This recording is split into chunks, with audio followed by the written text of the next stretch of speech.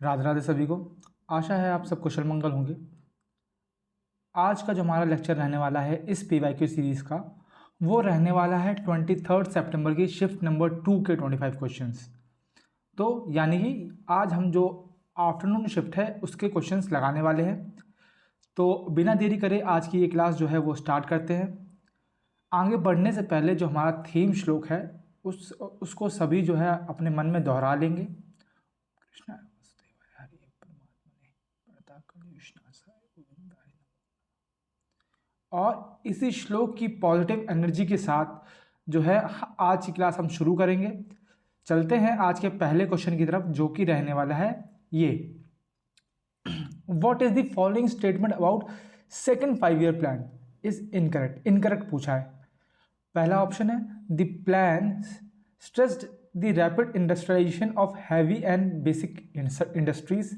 Electricity, railway, steel industries were established during the plan. The plan was based on Keynesian model. The socialist pattern of the society was reflected in the plan.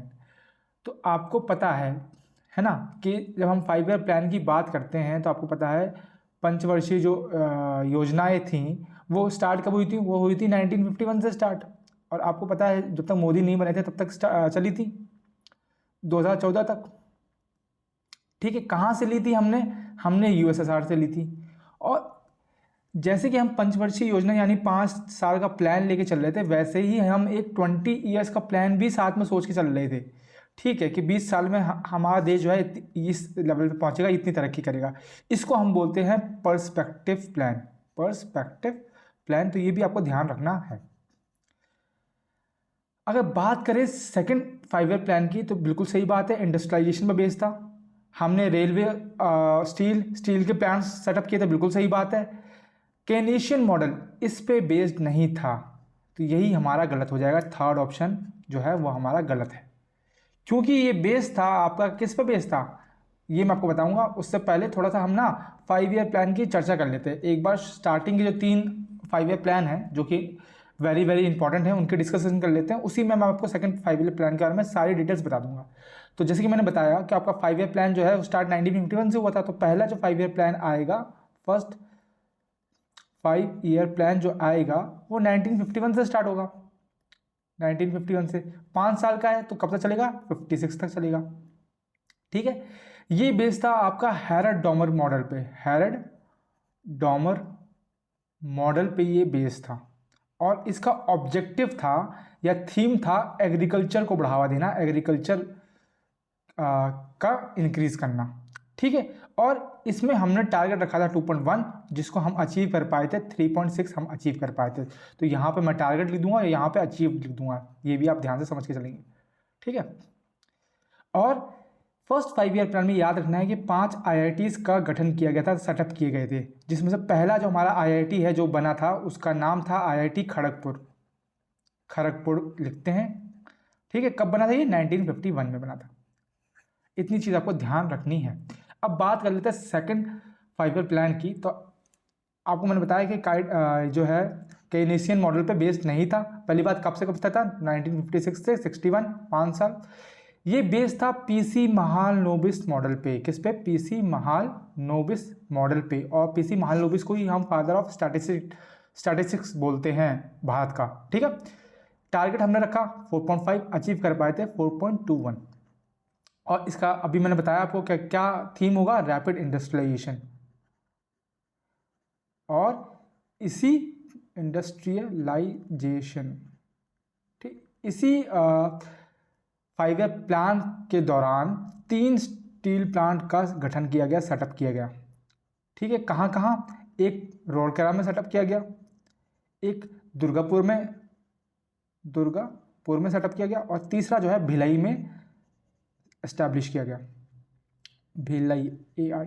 ठीक है, रोरकेला कहाँ पे है? आपका ये उड़ीसा में है, पता होना चाहिए आपको। दुर्गापुर वेस्ट बंगाल में है, और ये जो है छत्तीसगढ़ में है। और याद रखना है कि हमने कोलैबोरेशन करके सेटअप किया था, मतलब हमने किसी की हेल्प लेके। इसमें की हेल्प ली, रोरकेला स्टील प्लांट को सेटअप करने के लिए हमने जर्मनी की हेल्प ली।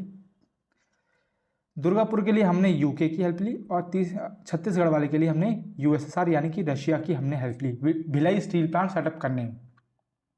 तो ये आपका सेकंड 5 ईयर प्लान है जिसका आपको ध्यान रखना है। बात करें थर्ड 5 ईयर प्लान की, तो आपको पता है कब से आएगा, 1961 से 5 साल जोड़ लो, 66 तक चला। ये बेस था गडगिल फॉर्मूले पे। किस पे बेस था? गडगिल फॉर्मूले पे या गडगिल मॉडल पे ये बेस्ड था। ठीक है, इसमें हमने टारगेट रखा 5.6, पर हम आधा ही अचीव कर पाए थे, 2.72 या फिर 2.45 ऐसा कुछ अचीव कर पाए थे। इसका रीज़न क्या था वो भी मैं बताऊंगा, लेकिन इसकी थीम पहले देख लेते हैं। इसकी थीम थी आपकी self reliant and self generating economy, ये इसका ऑब्जेक्टिव था या फिर थीम, जो भी आप कहना चाहें वो आप कह लीजिए। ठीक है, और थर्ड 5 ईयर प्लान के दौरान ही ड्रॉप सूखा पड़ गया था, और मैंने आपको बताया था कि सूखा पड़ने की वजह से हम ग्रीन रेवोल्यूशन लेके आए थे भारत में, हरित क्रांति जिसे बोलते हैं। ठीक है, ये चीज़ ध्यान रखनी है। और थर्ड 5 ईयर प्लान में भी एक स्टील प्लांट सेटअप हुआ था, उसका नाम था बोकारो का स्टील प्लांट।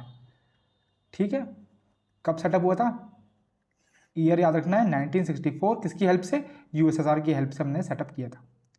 ठीक है, और 1962 में हमने चाइना से जंग लड़ी, 1965 में पाकिस्तान के साथ जंग हुई, तो इसकी वजह से जो है हम टारगेट से आधा अचीव कर पाए थे। उसके बाद माहौल थोड़ा बदल गया था, तो हमें थोड़ा सा ब्रेक लेना पड़ा। उस ब्रेक को हम बोलते हैं प्लान हॉलिडे। तो प्लान हॉलिडे हमने लिया, हमने फिर अपनी नीतियों को वापस चेक किया, कि वेरीफाई किया, रीवेरीफाई किया, और सोचा कि आगे क्या प्लान करना है। तो इसके लिए हमने 3 साल लिए, तो मतलब प्लान हॉलिडे जो है 3 साल चलाना है, T66 से 69। इसके बाद आपका फोर्थ आएगा, फोर्थ के बाद फिफ्थ आएगा। ठीक है, तो अभी के लिए ये 3 आपको मोस्ट इंपॉर्टेंट है, ये 3 पर आपको ध्यान देना है। आई होप आपको समझ में आया होगा। ठीक है, आते हैं अपने दूसरे क्वेश्चन की तरफ। अगला क्वेश्चन है, who among the following was appointed as chief economic adviser to Indian government 2022 में, यानी कि अभी भी वही है, प्रेजेंट में भी यही है। मैंने फोटो लगा रखी है, अगर आप इनको पहचानते हैं तो आंसर दे सकते हैं। तो ये हैं हमारे VA नागेश्वरन, यानी कि वेंकट रामन अनंता नागेश्वरन। ठीक है, और ये चीफ इकोनॉमिक एडवाइजर का काम क्या होता है? तो आप नाम से समझ सकते हैं कि पहली बात, ये एडवाइस करता है भारत की गवर्नमेंट को ऑन इकोनॉमिक मैटर्स। ठीक है, और सेकंड इसका एक और काम है, ये प्रिपेयर करता है आपका economic survey of India, economic survey of India. ठीक है, ये 2 चीफ इकोनॉमिक एडवाइजर के काम हैं।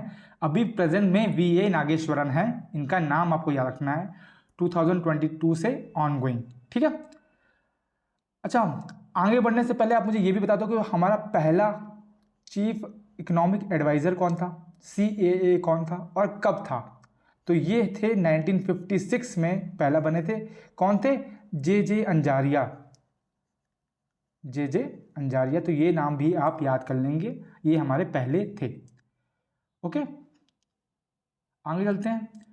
Name the pension scheme that seeks to ensure old age protection for unorganised workers. Unorganised worker की हम बात कर रहे हैं, तो कौन सी पेंशन स्कीम है ना, जो ओल्ड एज प्रोटेक्शन देती है अनऑर्गेनाइज्ड वर्कर को? क्या वो अटल पेंशन योजना है? क्या वो प्रधानमंत्री मुद्रा योजना है? क्या वो प्रधानमंत्री सुरक्षा बीमा योजना है?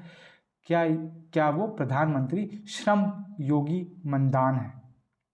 मनधन, ठीक है, मनधन बोल रहा हूँ, मनधन है। ठीक है, तो कौन सी है? तो आपको पता है कि अटल पेंशन योजना जो है वो सभी सिटीजन के लिए है, उसमें कुछ ऐसा क्राइटेरिया नहीं है कि वो अनऑर्गेनाइज्ड सिटीजन के लिए है, तो ये तो ऑप्शन नहीं होगा। मंत्री मुद्रा योजना आपको पता है, ये माइक्रो फाइनेंस लोन देती है, ठीक है, स्मॉल एंटरप्राइजेस को, तो ये भी नहीं होगी। सुरक्षा बीमा, नाम से समझ में आ रहा है कि भाई ये एक्सीडेंटल इंश्योरेंस स्कीम है, एक्सीडेंटल इंश्योरेंस स्कीम है। तो एक ही बच गया आपके पास ऑप्शन, दैट इज प्रधानमंत्री श्रम योगी मनधन या मनधन। ठीक है, इसका एम आपको यहाँ पे दिखा हुआ है कि it ensures old age protection for unorganised worker. और कितना मिलता है रुपए? तो आपको ध्यान रखना है कि रुपए 3000 रुपये प्रति माह, प्रति मंथ मिलते हैं एट एज ऑफ 60, है ना, 60 ईयर्स की एज पे, to worker in unorganised sector. ये चीज़ आपको ध्यान रखनी है। ठीक, थोड़ी और बात करें अगर हम प्रधानमंत्री श्रम योगी मनधन की, तो ये मैंने आपको लगा रखी है। ठीक है, जिनकी मेहनत देश का आधार, उनकी पेंशन का सपना साकार, ये आपका स्लोगन है प्रधानमंत्री श्रम योगी मानधन की।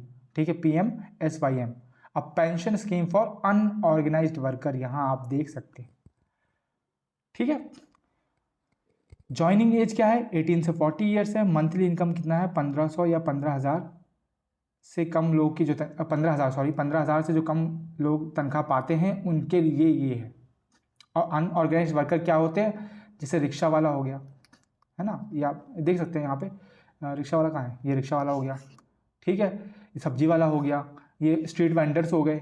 ठीक है, और ये काम वाली हो गई, सिलाई मशीन वाले हो गए, लेबर हो गए। तो ये जो काम कर रहे हैं स्मॉल वर्कर्स, ये अनऑर्गेनाइज्ड वर्कर्स में आते हैं। तो इनके लिए ये स्कीम है, और बेनिफिट सिर्फ ज़्यादातर उनके लिए है जो कि क्या बोलते हैं 15,000 से कम तनख्वाह कमा रहे हैं। ठीक है, और इसमें इतना कितना मिलता है, मैंने आपको बताया था 3,000 रुपये पर मंथ मिलता है, जो यहाँ पे मैंशनड है। ठीक है, और अगर हम बात कर लें PM मुद्रा योजना की, क्योंकि ये अभी भी चर्चा में थी, क्योंकि हमने इसमें एक और लोन का जो टाइप है वो ऐड किया है। अब ये एक्चुअली में है क्या, मैं आपको बताता हूँ। ये आई थी 2025 में, नहीं आई थी 2025 में। ठीक है, 25 की स्कीम है, और इसके ज़रिए हम जो है स्मॉल और जो माइक्रो इंटरप्राइजेज होती हैं, छोटी जो कंपनीज होती हैं, उनको हम क्रेडिट देते हैं। तो इट प्रोवाइड्स अफोर्डेबल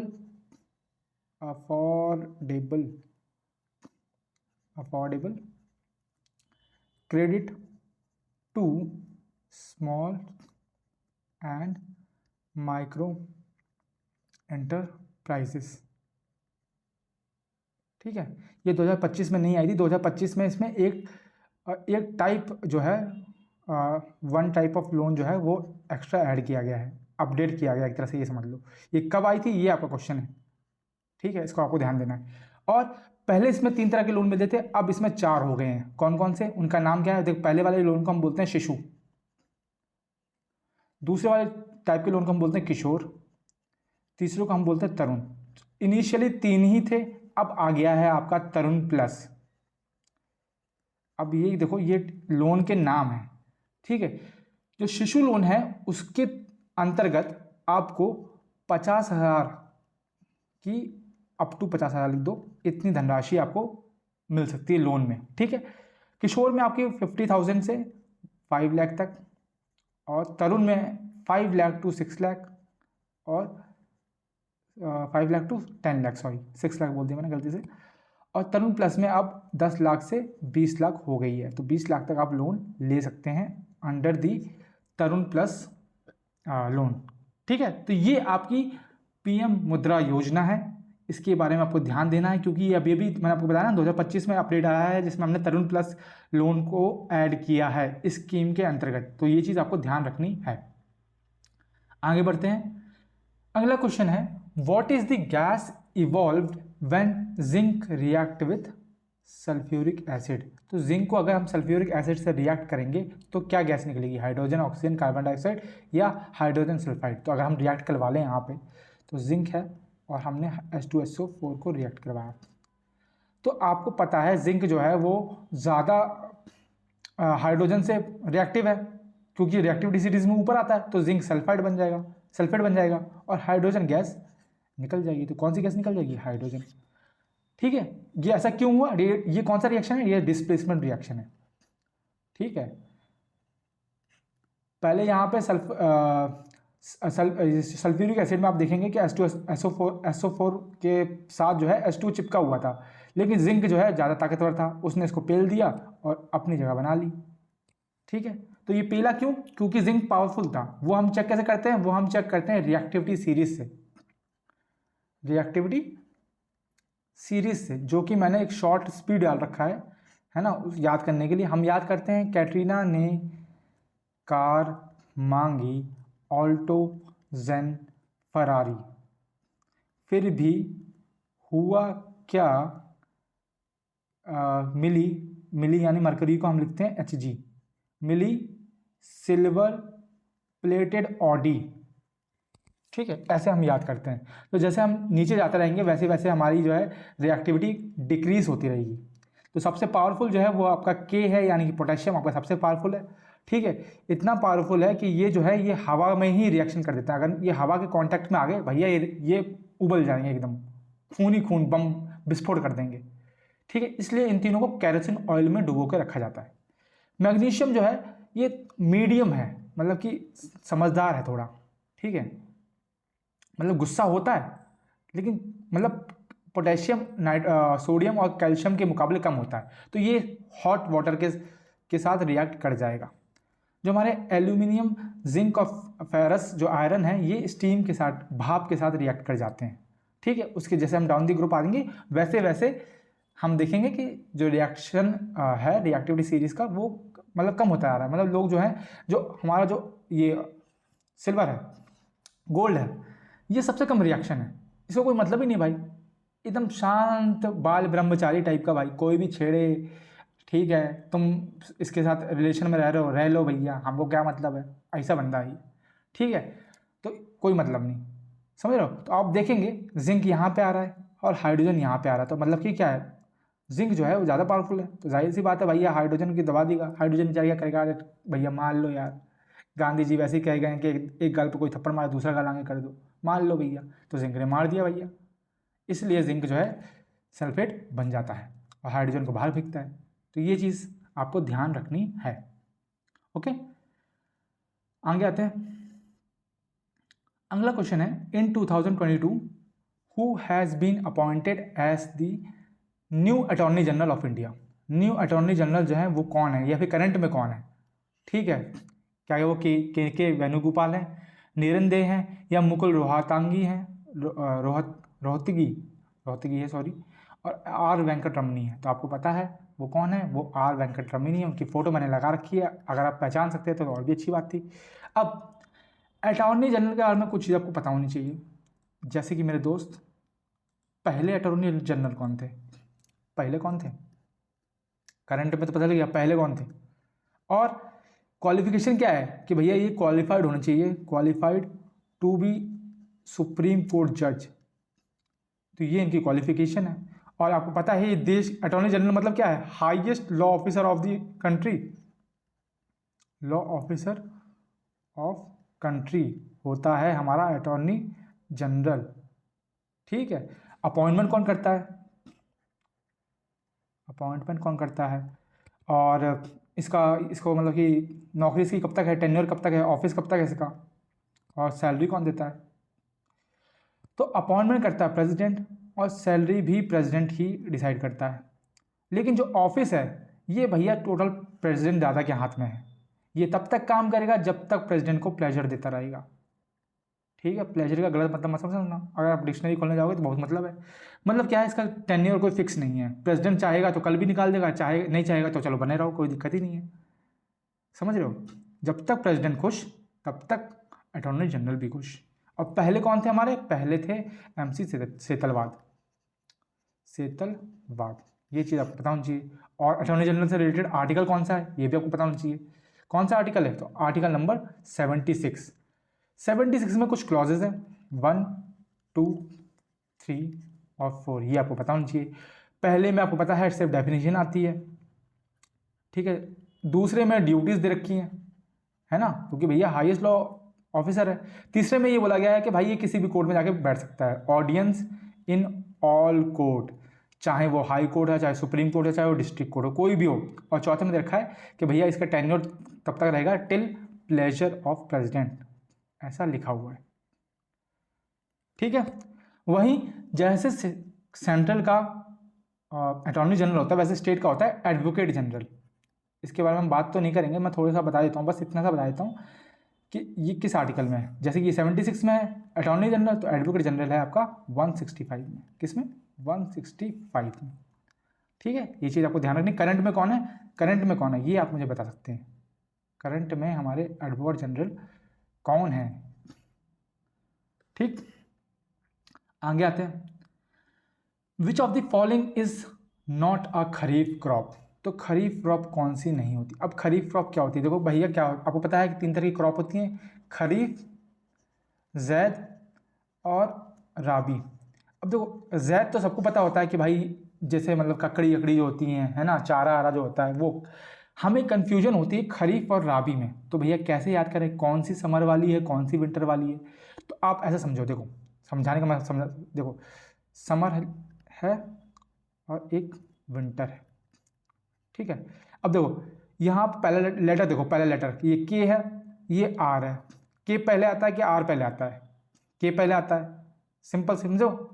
वैसे सेम चीज़ देखो, एस पहले आता है कि डब्ल्यू पहले आता है? एस पहले आता है और डब्ल्यू बाद में आता है। तो जो पहले पहले है उनको मैच कर लो और जो बाद बाद के हैं उनको मैच कर लो।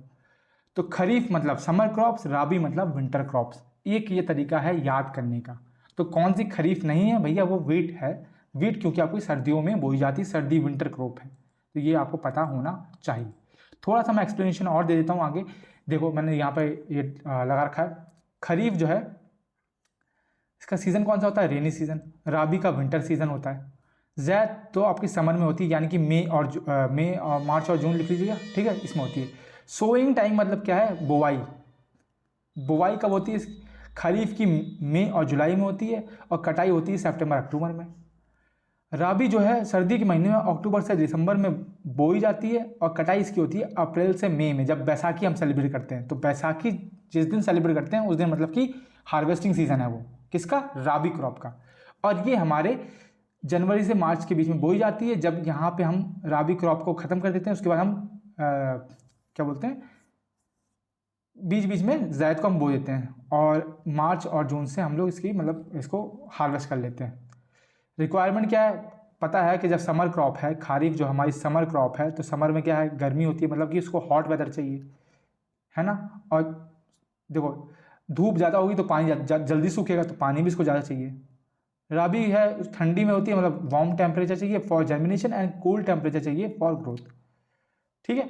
एग्जाम्पल, खरीफ के एग्जाम्पल क्या है? राइस, ज्वार, बाजरा, कॉटन, जूट, मेज़, भुट्टा, शुगर केन। ये गर्मी वाले क्रॉप्स हैं। शुगर केन भी आपने देखा होगा, जो गुड़ बनता है वो कब बनता है? वो कब बनता है? मार्च अप्रैल के टाइम में बनता है कि नहीं बनता? मार्च में, अप्रैल मई के टाइम पे। तो याद रखना है। कॉटन के बारे में याद होना चाहिए। कॉटन के बारे में एक चीज़ पता होनी चाहिए कि इसके लिए ब्लैक सॉइल होनी चाहिए और इसको 210 frost freeze frost frost frost free days की ज़रूरत होती है। फ्री डेज की ज़रूरत होती है। ये क्वेश्चन सीधे सीधे पूछ लेते कितने दिन? तो 210। वहीं हम राबी की बात करें, विंटर क्रॉप की, तो आपको पता है सर्दी में क्या होता है? वीट होता है, गेहूँ, आलू, चना, मटर, बार्ली, ओट, अनियन, प्याज भी इसी टाइम होता है, ऑयल सीड भी इसी टाइम होते हैं विंटर के टाइम पे। कब? विंटर के टाइम पे। तो राबी को हम विंटर क्रॉप बोलते हैं। याद रखना कौन कौन सा?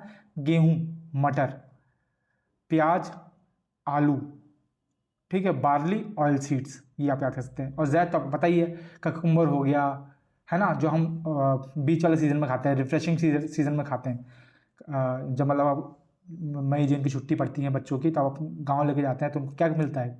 ककड़ी, खीरा, वाटरमेलन, है ना, पंपकिन, मैंगो, आम मिलते हैं, ठीक है। तो ये चीज़ आपको याद होनी चाहिए। बढ़ते हैं आगे। Which of the following is another name of vitamin C? तो विटामिन सी का दूसरा नाम क्या है, यानी कि साइंटिफिक नेम ही क्या है? पायरोडॉक्सिन या पायरोडॉक्सल या पायरोडॉक्समाइन या एब्सकॉर्बिक एसिड। तो इसका नाम क्या है? एब्सकॉर्बिक एसिड। थोड़ा सा हम सबकी चर्चा कर लेते हैं एक बार। ए की, विटामिन ए। बी की तो आपको पता है बहुत सारी वैरायटी हैं, तो बी को हम आगे देख लेंगे अगले वाली स्लाइड में। डी, ई और के को हम देख लेते हैं। तो ए का जो नाम है वो है रेटिनॉल। क्या है? रेटिनॉल। सी का आपने देख लिया, एब्सकॉर्बिक एसिड। डी का क्या है? डी का है कैल्सीफेरॉल, साइंटिफिक नेम। ई का क्या है? ई का है टोकोफेरॉल। और के का है फाइलाक्यूनाइन, फाइलाक्यूनाइन, ठीक है। और बीमारियां कौन कौन सी होती हैं? ए से आपको पता है नाइट ब्लाइंडनेस, रेटिनॉल, रातिनॉल, समझ लो रात में नहीं दिखेगा भैया, है नाइट ब्लाइंडनेस, ब्लाइंडनेस। सी से कौन सी बीमारी हो जाएगी? स्कर्वी, स्कर्वी या फिर ब्लीडिंग गम्स, जो आपके मसूड़े हैं वो उनमें से खून निकलने लगेगा। उसका मतलब क्या है कि विटामिन सी की कमी है आपको। डी से क्या मतलब है? डी से मतलब रिकेट, जो हम बचपन में सुनते हैं, और साथ में ऑस्टोपरोसिस यानी कि वीक बोन्स, आपकी हड्डियां कमज़ोर हो जाएंगी, मतलब विटामिन डी की कमी है। ई से मतलब एंटी स्टेरिलिटी, बांझपन जिसे बोलते हैं, ठीक है। के का मतलब ब्लड क्लॉटिंग, ठीक है, ये हम ऑलरेडी जानते हैं। अब बात आती है कि भैया आपने बता दिया साइंटिफिक नेम क्या है, आपने बता दिया बीमारी क्या होती है, आपका खाना क्या चाहिए। देखो, अगर ए की डेफिशिएंसी है तो भैया दूध पियो, मिल्क, कैरेट खाओ, मैंगो खाओ, आपकी मर्जी। अगर सी की कमी है, विटामिन सी की, तो सिट्रस फ्रूट खाओ। सिट्रस फ्रूट माने कि जो पानी वाले फ्रूट होते हैं, जैसे कि ऑरेंज हो गया आपका, है ना, वाटरमेलन हो गया, ये सब। डी के आपको पता है विटामिन डी की कमी है, तो सिंपल सी बात है, सनलाइट में रहो, धूप लो। जादू की तरह कोई मिल गया, जादू था ना, वो धूप ले जाता, इसलिए उसको कभी भी विटामिन डी की कमी नहीं होती है। तो सनलाइट और फिश ऑयल, ठीक है। ई से, ई में अगर आपकी कमी है तो आपको स्प्राउट्स खाने चाहिए। और के आपके लिए एग्जाम्पल होमवर्क दे दिया मैंने कि के की कमी है तो क्या खाएंगे, ठीक है। अब बात कर लेते हैं बी की। बी क्यों अकेला छोड़ा, बी भी बच गया। तो बी के कुछ वर्जन होते हैं, जैसे कि B1, B2, B3, B4 नहीं होता, B5 होता है, B6, B7, B8 नहीं होता, B9 होता है, और B10, 11 नहीं होते, B12 होते हैं। विटामिन की बात कर रहा हूँ मैं। देखो आपको पता है B1 है, तो मतलब पहले ये खोजा गया होगा इसलिए इसका नाम B1 आया, फिर B2 खोजा गया होगा इसलिए इसका B2 रख दिया, ठीक है। B1 का जो साइंटिफिक नेम है वो है थायमीन। क्या है? थायमीन। B2 का है राइबोफ्लेविन, राइबोफ्लेविन। B3 का है बेरीबेरी, सॉरी बेरीबेरी बोल रहा हूँ, नाइसिन। मैं भी कंफ्यूज हो जाता हूँ। B1 जो है, B1 की बीमारी का नाम है बेरीबेरी, ठीक है। B5 को हम बोलते हैं पैंथोथेनिक एसिड, पैंथोथेनिक एसिड, ठीक है। B6 को हम बोलते हैं पैराडॉक्सिन, पैराडॉक्सिन। B7 को हम बोलते हैं बायोटीन। B9 को हम बोलते हैं फॉलिक एसिड, और B12 को हम बोलते हैं साइनोकोबालामीन, साइनोकोबालामीन। बीमारी देखो सबकी याद नहीं करनी है, कुछ कुछ की मैं बता दूंगा, वो इंपॉर्टेंट है। जैसे B1 की हम बचपन से पढ़ते आएंगे, बेरीबेरी, है ना, ये इसकी बीमारी है। B1 की कमी से हमें बेरीबेरी हो जाता है। B2 याद नहीं करना, D3 याद करना, B3 याद करना, B3 में याद करना है B3 यानी कि D3, है ना। B3 से हो जाती है आपको D3 याद रखना है। D3 का मतलब क्या है? 3D, जैसे कि डिमेंशिया, डर्माटाइटिस और डायरिया। ये 3 बीमारियाँ हो जाएंगी आपको, हो सकती हैं अगर आपको B3 की कमी है। B5 याद नहीं करना, B6 याद नहीं करना, B7 याद करना है। B7 से क्या है? बायोटीन। बायोटीन की कमी से क्या होता है? हेयर लॉस, ठीक है, बीच में से गायब हो जाओगे। और रेड रैशेस हो जाते हैं आपके नाक पे, कान पे, यहाँ पे। अगर ऐसा होने लगे तो समझ जाओ B7 की कमी है। B9 इंपॉर्टेंट है, ये इंपॉर्टेंट है क्योंकि इसका क्वेश्चन बना है। इससे होता है आपका न्यूरल ट्यूब डिफेक्ट। क्या होता है? न्यूरल ट्यूब डिफेक्ट, ये चीज़ याद रखनी है। और B12 की कमी से होगा आपको pernicious anaemia, pernicious anaemia, anaemia, ठीक है। इतना आपने देख लिया। अब मैं आपको मैंने सारे बता दिए कितने विटामिन हैं। आप मुझे एक छोटा सा बता दीजिए कि कौन से विटामिन फैट सॉल्युबल होते हैं और कौन से विटामिन जो हैं वो वाटर सॉल्युबल होते हैं, सॉल्युबल होते हैं। तो फैट सॉल्युबल को हम याद करते हैं कीड़ा से, KEDA, विटामिन के, vitamin E, vitamin D, vitamin A, ये जो हैं ये फैट सॉल्युबल होते हैं। और जो बच गए यानी कि बी और सी, वो आपके होते हैं कौन से? Water soluble. तो ये चीज़ भी क्वेश्चन पूछता है कि कौन से विटामिन जो है ऑप्शन में उसमें से फैट सॉल्युबल है, कौन सा जो है आपका वाटर सॉल्युबल है, ठीक है। ये क्वेश्चन पूछा गया है इसलिए मैं बता रहा हूँ आपको, याद रखें, हो जाएगा। बढ़ते हैं आगे। Who among the following Indian classical dancer is associated with Kuchipudi? Kuchipudi से कौन से संबंधित है? मैंने फोटो लगा रखी है, ठीक है। क्या ये मीनाक्षी मेधी हैं? क्या ये वेम्पाती चिन्ना सत्यम है? क्या ये संजुक्ता पाणिग्राही हैं? और क्या ये मलाविका सरकार हैं? तो भैया आपको दिख ही रहा होगा, है ना, जाहिर सी बात है। 3 आपके पास फीमेल यदि 1 मेल है तो भैया मेल ही होंगे।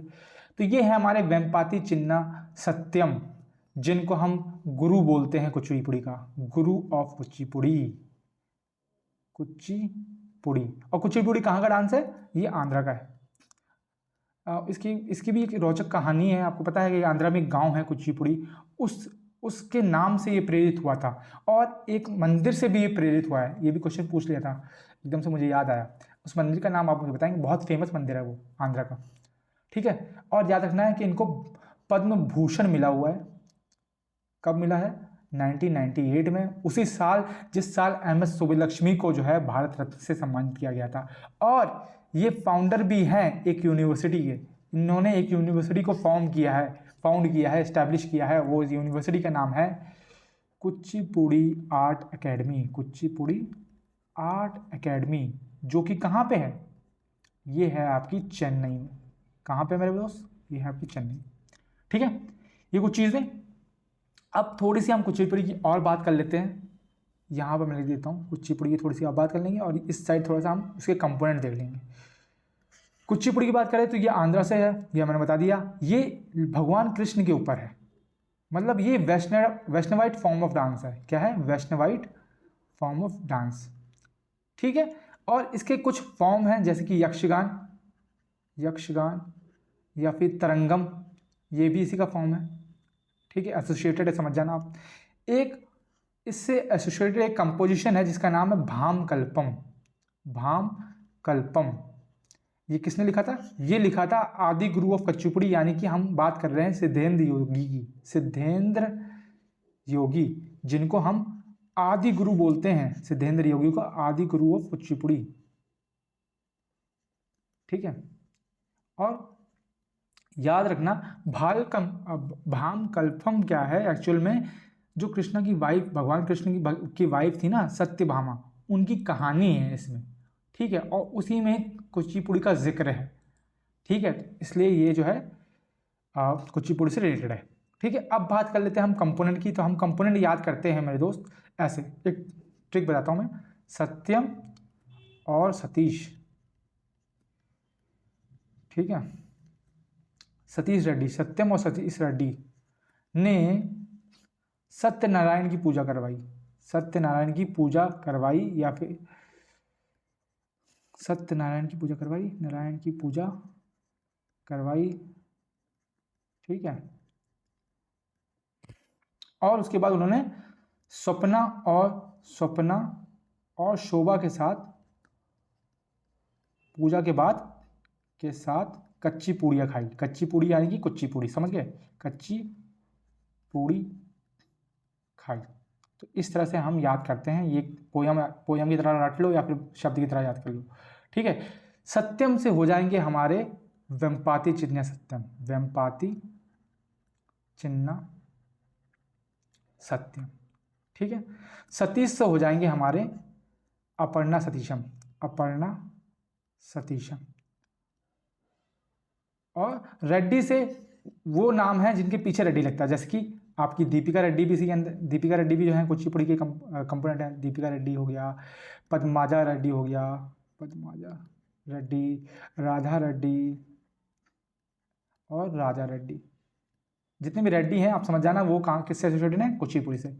सत्य से हो जाएंगे आपके वेदांता सत्यनारायण, वेदांता सत्य नारायण। और नारायण से हो जाएंगे आपके लक्ष्मी नारायण, लक्ष्मी नारायण शास्त्री। स्वप्ना से हो जाएंगी आपकी स्वप्न सुंदरी, स्वप्न सुंदरी।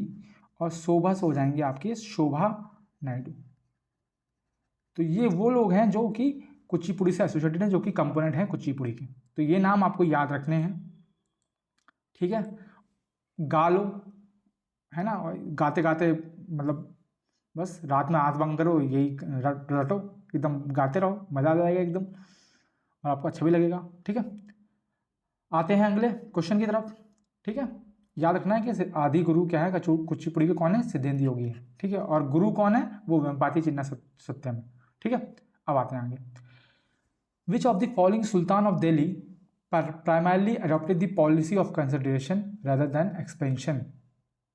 Policy of consolidation rather than expansion. क्या वो इब्राहिम लोदी हैं, क्या वो बलबन है, क्या वो अलाउद्दीन खिलजी हैं, और क्या वो बहलौल लोदी हैं? तो मैं आपको बात बताता हूँ। देखो, दिल्ली सल्तनत में स्लेव डायनेस्टी है। स्लेव डायनेस्टी में आपको पता है कि पहली जो वुमेन रूलर रही हैं, फीमेल रूलर, वो कौन रही हैं? वो थी हमारी रज़िया सुल्तान। ठीक है। और रज़िया सुल्तान ने कब से कब तक रूल किया? 1236 से 1240 में। 1240 में जो खोखर ट्राइब है, उन्होंने इनकी हत्या कर दी थी। ठीक है, मार डाला था। और उसके बाद जो है बहुत रूलर्स आए, लेकिन वो प्रोमिनेंट नहीं थे। और रज़िया सुल्तान के बाद में एक चीज़ और है कि ये जो है अपने भाइयों से बहुत ही एबल रूलर थी। ऐसा मैं नहीं कह रहा हूँ, ऐसा मिनहाज ए सिराज की बुक कह रही है। मिनहाज ई सिराज ने एक बुक लिखी थी जिसका नाम है तबाकत नसीरी। तबाकत ई नसीरी। इस बुक में इन्होंने बताया कि रज़िया सुल्तान किस तरह से अपने भाइयों से बेटर हैं ऐसा रूलर। ठीक है, इसलिए वो बनाई गई। लेकिन आपको पता है भाई, जो मेल डोमिनेंट सोसाइटी है वो फीमेल को कैसे ही रूलर एक्सेप्ट कर लेगी? तो इनका रूल जो है 4 साल तक रहा। और आपको पता है ये बहुत ही बढ़िया स्टोरी भी है इनकी, है ना। एक इनका स्लेव था, उसने मतलब कि कहीं पे हमला करने गई, उसने इसको कब्जे में कर लिया, जेल में बंद कर लिया। फिर बाद में ये उसी से शादी कर लेती हैं। मतलब बढ़िया स्टोरी है, अगर आप इनकी स्टोरी समझेंगे। 4 साल रहा है, लेकिन रोमांच किया है, बिल्कुल एकदम रोमांच रही है इनकी स्टोरी। ठीक है। अब देखो 1240 में इनकी हत्या होगी। तो 1240 से 1266 तक 26 साल भैया, बहुत लोग आए। ठीक है, बहुत लोग गए, लेकिन कोई मतलब वैसा रूलर नहीं था प्रोमिनेंट। और देखो, एक बलबन था, बलबन नाम का बंदा था। ये क्या करता था भाई, ये बहुत चालाक था। इसको पता था, ये स्लेव था, इसको पता था कि इसको अगर रूलर बनना है, और इसको रूलर बनना था, ये इसको रूलर बनना है तो कुछ दिमाग लगाना पड़ेगा। तो ये क्या करता रहा, 1240 से 1266 तक इन्होंने बहुत लोगों को सपोर्ट किया और गद्दी बिठाया। जैसे कि तुगरिल बेग को इसने गद्दी में बिठाया। फिर मतलब कि जो है जनता खुश नहीं थी, मतलब कि नहीं सपोर्ट कर पाई। फिर उसको भी, वो भी हट गया। उसके बाद बुगरा खान करके आया, उनको भी इसने बिठाया। मतलब इसने बहुत लोगों को सपोर्ट किया, बहुत लोगों को राजा बनाया। और मौका देख के ही इसने बोला कि अब जनता मुझसे खुश है, तो मैं ही रूलर बन जाता हूँ। ये खुद का राजा बन गया। ठीक है, बलबन राजा बन गया कब से? 1266 से। और इसने रूल किया 1287 तक। ठीक है। और एक ग्रुप हुआ करता था चहलगानी चालीसा, ग्रुप ऑफ 40, जो कि राजा डिसाइड करता था। मतलब ये 40 लोगों का ग्रुप होता था जो डिसाइड करता कि भैया अगला राजा कौन होना चाहिए। तो सबसे पहले बलबन ने इसी को खत्म किया कि ये ग्रुप का हटाओ, ये ग्रुप चाहिए ही नहीं। ये ग्रुप रहेगा तो उंगली करता रहेगा, हटाओ इसको। ठीक है, ये हटा दिया। उसके बाद इसने खुद को ही टाइटल दे दिया। इसने खुद को अपने आप को टाइटल दिया जिल्ले इलाही का, जिसको हम बोलते हैं शैडो ऑफ गॉड। कि भैया इलाही कि भगवान की परछाई हूँ मैं, समझ रहे हो। और इसने एक पॉलिसी लेके आया, ब्लड एंड आयरन पॉलिसी, जो कि आप क्वेश्चन में पूछी गई थी कि है ना, कंसोलिडेशन रेदर देन एक्सपेंशन। तो वो यही है, ब्लड एंड आयरन पॉलिसी। ठीक है। साथ में इसने एक डिपार्टमेंट सेटअप किया, दीवाने अर्ज, जो कि एक मिलिट्री डिपार्टमेंट था। क्या था? Military department, military department. ठीक है। इसने पारसी लोगों का जो फेस्टिवल है नवरोज, उसकी भी स्थापना करी थी, मतलब स्टार्टिंग करी थी। नवरोज फेस्टिवल जो है वो इसी के टाइम पे स्टार्ट हुआ था। ठीक है। और जिल्ला इलाही इसने खुद को बोला, और इसने सजदा और पैबोस करके निकाला। सजदा और पैबोस करके मतलब कि कानून तो नहीं बोलूँगा मैं, रूल निकाल दिया। सजदा मतलब कि अगर राजा निकलेंगे भैया तो आप झुकोगे उनके आगे, है ना। वो जो आप टीवी में देखते हो, एक बंदा जो है उसके हाथ पकड़ के उसके हाथ वो किस करता है, वो है सजदा और पैबोस। हाथ चूमेंगे, पैर चूमेंगे, झुकेंगे उसके आगे, है ना। तो ये है सजदा और पैबोस। ये कौन लेके आया था? बलबन लेके आया था, समझ रहे हो। क्योंकि भाई वो खुद को जब बता रहा है कि भैया मैं जिल्ले इलाही हूँ, मैं शैडो ऑफ गॉड हूँ, तो समझो, तो वही चीज़ है। और इसके बाद एक और कैकुबात रूलर आता है। ठीक है, वो जो है स्लेव डायनेस्टी का लास्ट रूलर होता है। क्यों? क्योंकि उसका जो कमांडर होता है वो होता है हमारा जलालुद्दीन। जलालुद्दीन क्या नाम, नाम एकदम से, जलालुद्दीन तो था, अलाउद्दीन खिलजी का ससुर कौन था? जलालुद्दीन था। हाँ वही होता है, फिर बाद में वही उसको मार देता है और वहीं से उसकी जो है स्लेव डायनेस्टी खत्म हो जाती है। उसके बाद वो जो खुद की खिलजी डायनेस्टी ले आते हैं अपने, है ना। तो वही चीज़ है। आप अगर नोटिस करेंगे तो जो मुग़ल और ये जो रूलर आए हैं, मुस्लिम रूलर, ज़्यादातर क्या है इनके सिस्टम में, क्या पता नहीं, कि सिस्टम में डिफ़ॉल्ट था या क्या था, कि ये भैया अपने पिताजी को मार के राजा बन जाते थे, या फिर अपने राजा को मार के जो कमांडर है वही खुद राजा अपने आप को घोषित कर लेगा। अब मतलब कि प्रॉपरली नहीं कि भैया हम बुजुर्ग हो गए हैं, हमें रिटायरमेंट दे दो, हमारे बच्चों को आमा की गद्दी बैठा दो, ऐसा नहीं। बच्चे भैया खुद ही ले चाकू खच खच, पापा टाटा बाय बाय, ऐसे बोल के बस। अगला क्वेश्चन है, विच of the following team events is include in target Olympic podium scheme. अभी टारगेट ओलंपिक पोडियम स्कीम क्या है? एक्चुअली में आपने देखा होगा, ओलंपिक नाम यहाँ पे ध्यान से देखिए, ओलंपिक को टारगेट कर रही है, मतलब कि ओलंपिक के लिए भारत देश में कौन सा ऐसा स्पोर्ट है जो कि हमें गोल्ड दिला सकता है, उसको हम जो है उस स्कीम के तहत उसको नर्चर करेंगे, उसको अच्छा बनाएंगे। तो आपको पता है हॉकी ऐसा स्पोर्ट है जिससे हमें पास्ट में 8 गोल्ड आए हैं और अभी भी मतलब कि ब्रॉन्ज वगैरह मिल जाता है ना। तो ये एक ऐसा गोल्ड है, ऐसा स्पोर्ट है जो इस टीम के अंदर इंक्लूडेड है और जो मतलब कि हाई प्रायोरिटी पे है, एक तरह से ये समझ लो आप। ठीक है, इसके थोड़ा सा मैं आपको वो बात कर लेता हूँ, इसके फंडामेंटल्स क्या हैं। ये देखो, ये लिखा हुआ है, टारगेट ओलंपिक पोडियम स्कीम जो है सपोर्ट सिस्टम, ये कोच और ट्रेनिंग बेस प्रोवाइड करेगा, स्ट्रेंथ एंड कंडीशनिंग पे वर्क करेगा, recovery and injury management, performance psychology, nutrition, apparel equipment and gear, सब कुछ देखेगा ये। बेसिकली मतलब ये तैयार कर रहा है वो स्पोर्ट्स को जो ओलंपिक में भारत को गोल्ड दिला सके। इतनी सी बात होगी। अब बात कर लेते हैं थोड़ी हॉकी की। हॉकी के आप मुझे डायमेंशन बता दीजिए कि जो फील्ड है, फील्ड में उसकी लेंथ क्या होती है और उसकी ब्रेथ क्या होती है। अगर आपको मतलब, मैं ये नहीं बोला एग्जैक्ट बता दो भाई, अंदाज़ा बता दो, एग्जैक्ट तो मुझे भी याद नहीं रहता। तो लेंथ कितनी होती है? लेंथ होती है लगभग 92 या 91 पॉइंट समथिंग मीटर। ब्रेथ जो होती है वो आपकी होती है 55 मीटर की। जो बीच का घेरा होता है, रेडियस ऑफ सेंटर सर्कल, वो कितना होता है? रेडियस ऑफ सेंटर सर्कल, ये याद कर लोगे। क्यों? क्योंकि अगर अपने डायमेंशन याद कर रखिए तो अब ये भी याद कर लोगे, सिंपल सी बात है। ये 91 पॉइंट समथिंग होता है तो ये 9.1 समथिंग होता है। ठीक है, तो ये तीनों चीज़ आपको याद हो जानी चाहिए। उसके बाद अगर हम थोड़ा सा और आगे बढ़ें तो आप मुझे हॉकी का वर्ल्ड कप बता दो कि हॉकी का वर्ल्ड कप जो है पहली बार कब शुरू हुआ था और अभी रिसेंटली जो है इंडिया ने होस्ट किया है, तो वो कब किया है और ये कितने साल में होता है, यही बता दो मुझे। तो हॉकी का वर्ल्ड कप भाई हर 4 साल में होता है, एवरी 4 ईयर्स, ओलंपिक्स की तरह। ठीक है, पहली बार 1971 में हुआ था, भारत में हुआ था 15th एडिशन, लेटेस्ट वाला। कहाँ हुआ था? ये हुआ था आपके 2 सिटीज़ में, भुवनेश्वर और राउरकेला। और जीता कौन था? क्या इंडिया जीती थी? ना जी ना। कौन जीता था? ये जीता था भैया जर्मनी ने। किसने? जर्मनी ने जीता था। तो ये चीज़ भी आपको ध्यान रखनी है। बाकी आपको पता है मेजर ध्यानचंद जो है वो हॉकी के कितने बड़े खिलाड़ी रह चुके हैं, है ना। ऐसा आपने अगर जानते होंगे तो आपको पता होगा कि ऐसा माना जाता है कि उनके अगर स्टिक में बॉल आ गई तो वो छूटती नहीं थी, चुम्बक थी उनकी स्टिक में। उनका कुछ निकनेम भी था, है ना। चलो आगे देखेंगे, अगले क्वेश्चन पे आते हैं। Article 214 to 231 in part 6 of Indian constitution deal with किससे डील करता है? तो पार्ट 6 में आर्टिकल 214 और 231 में क्या है आपको पता होना चाहिए। क्या है? ये हाई कोर्ट है।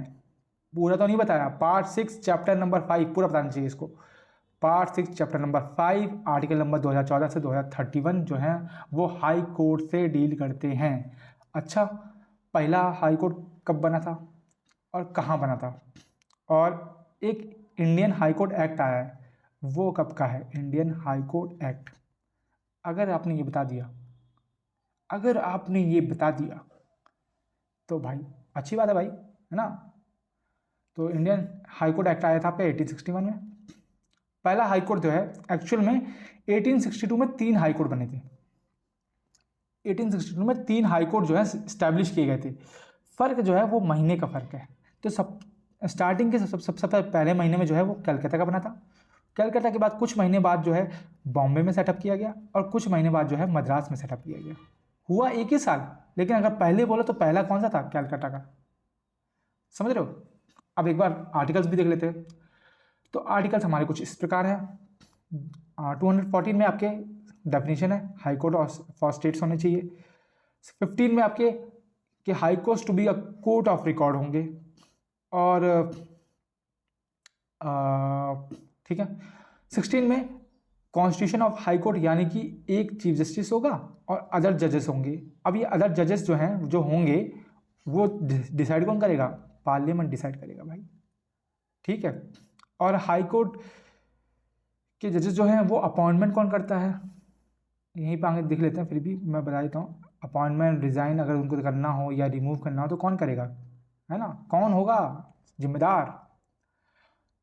217 में है appointment and condition of office of जज ऑफ हाई कोर्ट, वही मैंने पूछ लिया। 18 में जो है application of certain provisions related to supreme court to high court.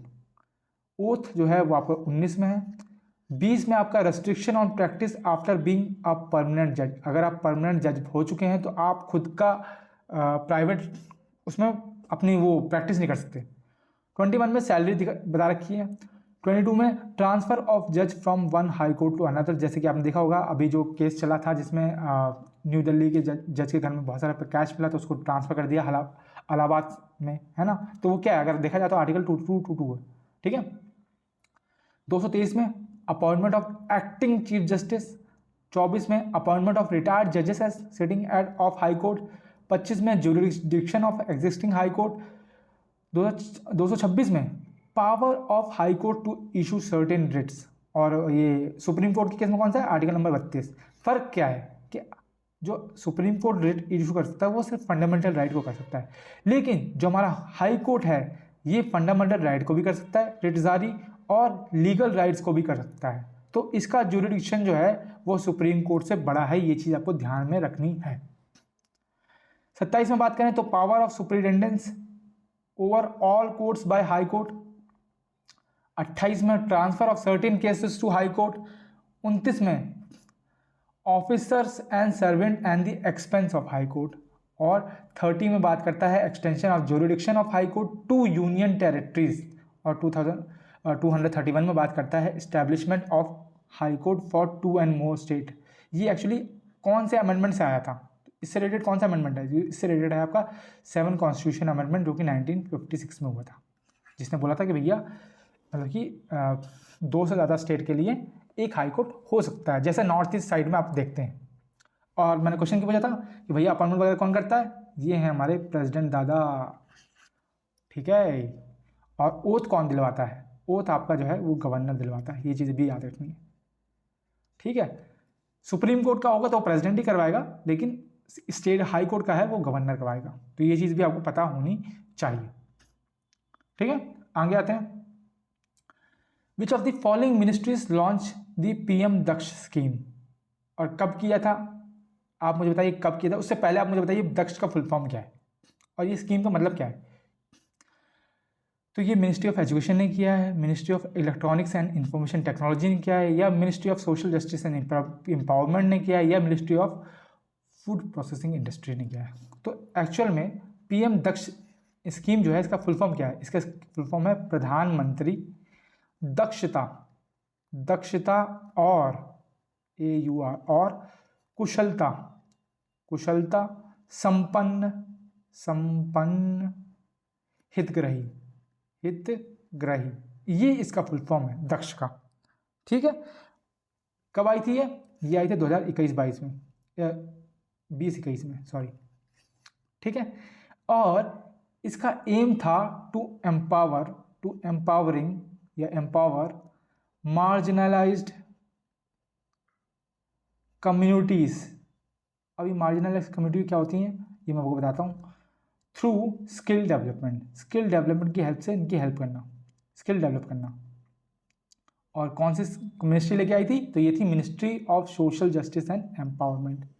यहाँ पर एम्पावरिंग लिखा तो यहाँ पे भी एम्पावरमेंट, समझ जाओ आप। अभी मार्जिनाइज कम्युनिटी क्या होती हैं, तो ये आपकी जैसे कि जो एसटी हो गए, एससी हो गए, ओबीसी हो गए, या फिर इकोनॉमिकली बैकवर्ड जो क्लासेस होगी वो हो गए, तो ये सब जो है ये मार्जिनलाइज कम्युनिटीज़ के अंडर आती है। तो इनकी हेल्प करना थ्रू स्किल डेवलपमेंट, ये पीएम दक्ष स्कीम का जो है ऑब्जेक्टिव था। थोड़ी सी और चर्चा करें तो यहाँ पे आप देख सकते हैं, ठीक है, मार्जिनलाइज सेक्शन तो लिखा ही हुआ है ये। यहाँ पे आपको ट्रेनिंग दी जाएगी फ्री ऑफ कॉस्ट, ठीक है। स्टीफन दिया जाएगा 1000 रुपये से 1500 पर मंथ पर ट्रेनिंग। वेज कंपनसेशन 3000 पर ट्रेनिंग। सर्टिफिकेशन भी मिलेगा आपको, और आपको वेरियस कंपनी में प्लेसमेंट भी करवाई जाएगी, हेल्प की जाएगी, ठीक है। तो ये इसका पीएम दक्ष योजना की ये इसकी फीचर्स हैं, ये चीज़ आपको ध्यान रखनी है, ठीक है। चले आगे। Dash is often touted as Tansen of 20th century. किस इंसान को तानसेन ऑफ 20th सेंचुरी कहा जाता है? This musical genius blended the best of classical music and created a unique style of its own. शक्ल तो आप देख रहे हैं, मैंने लगा रखी है। कौन है ये हमारे? ये क्या हमारे उस्ताद अली बख्श हैं, या बड़े गुलाम खान है, या फिर मुबारक खान है, या फिर बरकत खान है? तो ये हैं हमारे बड़े गुलाम अली खान, जिनको हम तानसेन ऑफ 20th सेंचुरी बोलते हैं, और ये पटियाला घराने से बिलोंग करते हैं, ठीक है। वही घराना, पटियाला घराना, जिसके फाउंडर हैं, जो इससे ऊपर नाम लिखा देख रहे हैं आप, उस्ताद अली बख्श खान जो हैं, वो पटियाला घराने के फाउंडर हैं। तो एक बार थोड़ी सी हम चर्चा जो है पटियाला घराने की कर लेते हैं। ये शक्ल देख लीजिए आप, ये बड़े गुलाम अली खान है, जिनको तानसेन ऑफ 20th सेंचुरी बोला जाता है। अब हम बात कर लेते हैं पटियाला घराने की। पटियाला घराना, ठीक है। फाउंडर तो मैंने आपको बता ही दिए। फाउंडर एक्चुअल में 3 लोग हैं जिनको फाउंडर माना जाता है। उस्ताद फ़तेह अली खान, उस्ताद फ़तेह अली खान, दूसरे तो आपको बता ही दिए, उस्ताद अली बख्श, उस्ताद अली बख्श और खान, और एक थे मियाँ कल्लू। इनको भी फाउंडर माना जाता है पटियाला घराने का, ठीक है। अब कुछ इस घराने के कंपोनेंट्स की बात कर लेते हैं जिससे एसोसिएटेड हैं, जैसे कि बड़े गुलाम अली खान, ये तो मैंने बता ही दिया, लिख देता हूँ फिर भी एक बार याद करने के लिए। गुलाम अली खान, बेगम अख्तर भी इसी से हैं। बेगम अख्तर का टाइटल क्या है, निकनेम क्या है, मतलब क्या, किस नाम से जाना जाता है उनको? इसके ऊपर क्वेश्चन बनाइए, आप मुझे बताएंगे कमेंट सेक्शन में। अजय चक्रवर्ती, अजय चक्रवर्ती, चक्रवर्ती, एक्चुअली में चक्रवर्ती जो है वो आसाम का नाम है, ठीक है, तो कंफ्यूज नहीं है ना, पटियाला घराने से हैं ये। नैना देवी, नैना देवी, परवीन सुल्ताना, परवीन सुल्ताना, और लक्ष्मी शंकर। ये कुछ नाम जो है वो आप याद कर लीजिए। ये जो है हमारे पटियाला घराना से एसोसिएटेड हैं सारे के सारे, ठीक है। आई होप आपको याद हो गए होंगे। आगे चलते हैं। How many ICC world cup has India won in ODI? कितने आईसीसी वर्ल्ड कप जीते हैं? तो आपको पता है अभी तक हम 2 ही जीते हैं, सबको याद होंगे। 1983 वाला, इसमें कैप्टन कौन थे? कैप्टन हमारे कपिल देव थे। और 2011 वाला, माही भाई MS धोनी कैप्टन थे। अब आप मुझे बता दीजिए पहला कब हुआ था? मैन का, अब सॉरी यार क्या लिख रहा हूँ मैं अभी, मैन और वुमेन दोनों को बता दीजिए क्रिकेट वर्ल्ड कप कब हुआ था पहला वाला, मैन का और वुमेन का। और आपको पता है क्रिकेट जो गवर्न करती बॉडी उसका नाम है आईसीसी, उसका हेडक्वार्टर कहाँ है ये आप मुझे बता दीजिए, ठीक है। बाकी थोड़ी सी हम ट्रॉफीज देख लेते हैं आगे, मैंने लगा रखी है शायद, अच्छा हाँ लगा रखी है। तो आप देख सकते हैं कि मेंस क्रिकेट वर्ल्ड कप हम 2 बार जीते हैं, 1983 और 2011 में। मेंस T20 वर्ल्ड कप हम 2 बार जीते हैं, 2007 और 2024 में। चैंपियंस ट्रॉफी हम 2 में, 13 में और अभी 25 में भी जीते हैं, ठीक है। और मेंस अंडर-19 वर्ल्ड कप जो है हम जीते हैं कई बार, ये सब जो है 5 बार लिखा हुआ है, ध्यान देंगे। वुमेन अंडर-19 की बात करें तो 2023 और 2025। और वुमेन में अगर हम आईसीसी ट्रॉफीज़ की बात करें तो इंडिया एक बार भी जीती नहीं है इन दी कैटेगरी ऑफ वुमेन, तो ये चीज़ आपको ध्यान रखनी है। इस बार हम खेल रहे हैं, होप कि इस बार जो है इंडिया, क्योंकि इंडिया में ही होस्ट हो रही है, तो होप जो है यही है कि शायद इस बार जो है इंडिया हमें पहले ही ट्रॉफी वुमेंस में मिले, ठीक है, क्योंकि इंडिया में हो रही हैं। और आपको पता है, अभी तो आपको पता है कि ऑस्ट्रेलिया से हम हार चुके हैं, साउथ अफ्रीका से हम हार चुके हैं, 2 मैच हम जीते हैं, 2 मैच हम हारे हैं। देखते हैं बाकी आगे मैचेस में क्या होता है। वुमेंस तो काफ़ी अच्छा किया है प्रदर्शन पहले के हिसाब से, है ना, बाकी देखते हैं। पहले हम बात करें तो आपको पता है इसमें ध्यान रखने वाली बात यह है कि जो वुमेन का वर्ल्ड कप था, है ना, वो पहले हुआ था मेन से 1973 में, और मेन का हुआ था 1975 में। ये याद कर लेना, कंफ्यूज नहीं होना।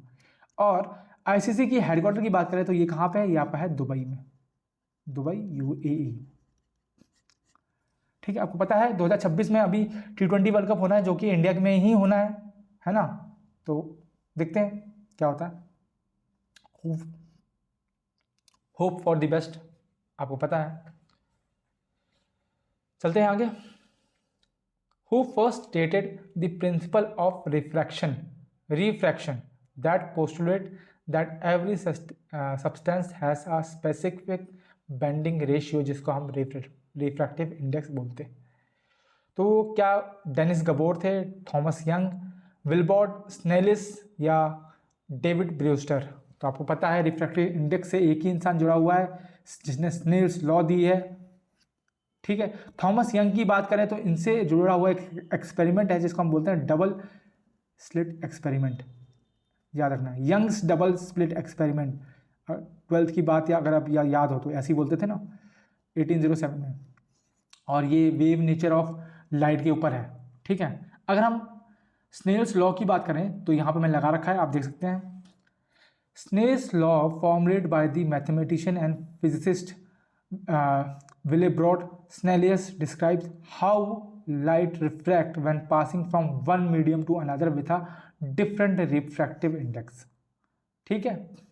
तो ये एक मीडियम है, जब एक मीडियम से दूसरे मीडियम में जो लाइट ट्रेवल करती है तो वो ये नॉर्मल है, क्या उससे पास में जाएगी या उससे दूर जाएगी, ये डिपेंड करता है कि मीडियम जो है वो रेयरर टू डेंसर है या डेंसर टू रेयरर है,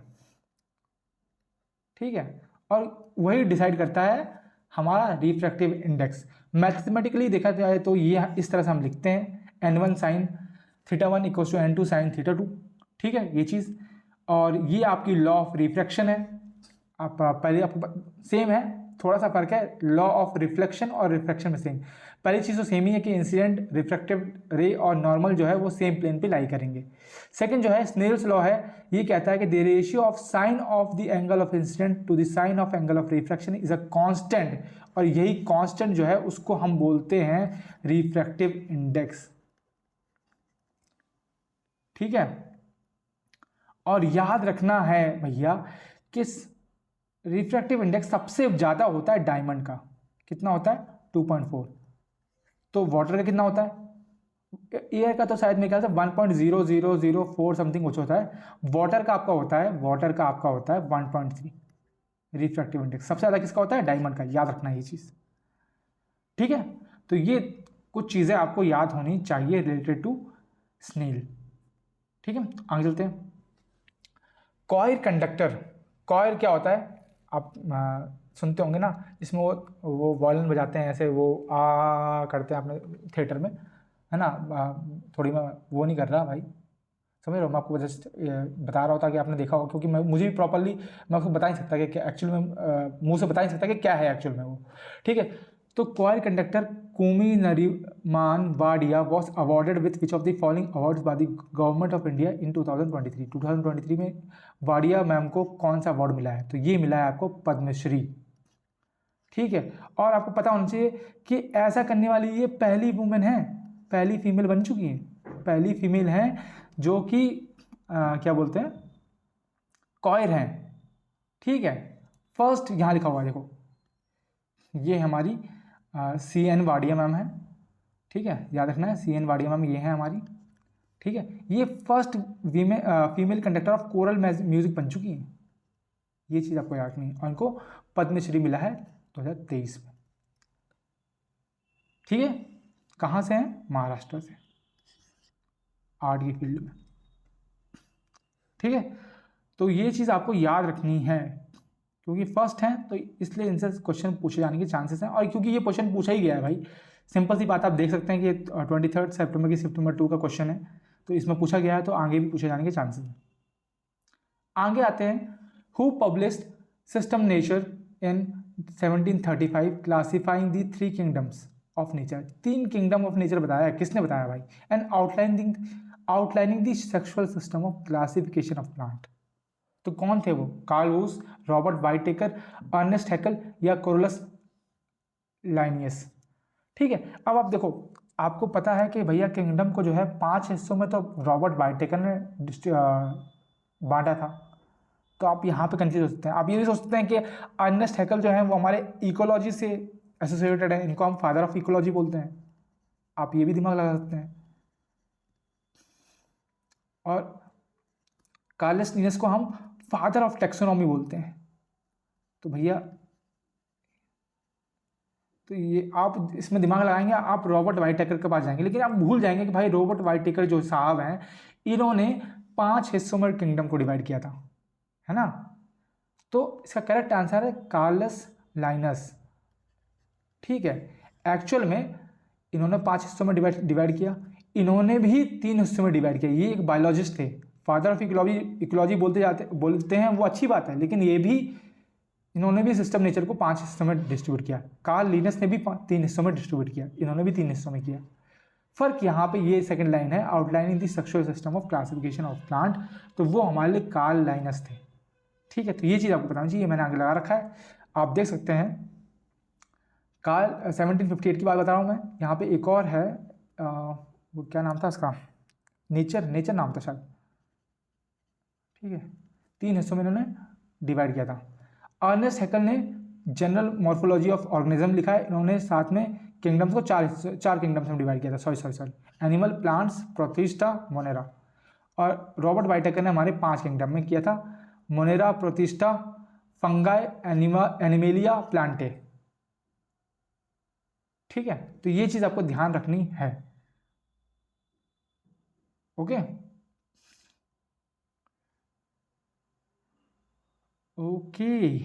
आगे चलते हैं। When a person is not paying anything for public goods, public good के लिए अगर कोई इंसान जो है वो कुछ नहीं पे कर रहा है, तो उसको क्या बोलते हैं? नॉन एक्सक्लूडेबल, रिवाइलरस, फ्री राइडर या प्राइवेट गुड। प्राइवेट गुड तो नहीं बोलेंगे, सिंपल सी बात है, जब हम पब्लिक गुड की बात करें तो ये तो एलिमिनेट अपने आप हो गया। अब बच्चे हमारे पास 3 ऑप्शन। अब देखो, नॉन एक्सक्लूडेबल क्या होता है? नॉन एक्सक्लूडेबल मतलब क्या है? ऐसी चीज़ जो सब यूज़ करते हैं, चाहे वो पे करें या ना करें, और उसके लिए, उसको यूज़ करने के लिए रोक नहीं सकते आप उनको। ऐसी चीज़ों को हम बोलते हैं नॉन एक्सक्लूडेबल। राइवलरस की बात करें तो राइवलरस का मतलब ये है कि एक इंसान अगर यूज़ कर रहा है तो उसका दूसरे पे कोई फर्क नहीं पड़ रहा। जैसे कि पब्लिक गुड्स में आप रोड मान लो, है ना, आप भी यूज़ करो, मैं भी यूज़ करूँ, क्या फ़र्क पड़ रहा है? कुछ फ़र्क पड़ रहा है? नहीं पड़ रहा ना, है ना। मेरे यूज़ करने से आपको कोई दिक्कत हो रही है? नहीं हो रही भाई। तो वही चीज़, इसी को बोलते हैं राइवलरस। तो इसका आंसर हो जाएगा फ्री राइडर। नाम से समझ रहे हैं, ऐसा इंसान, जब ये कोई इंसान जो है पब्लिक गुड के लिए पे ना करे, उसको हम बोलते हैं फ्री राइडर।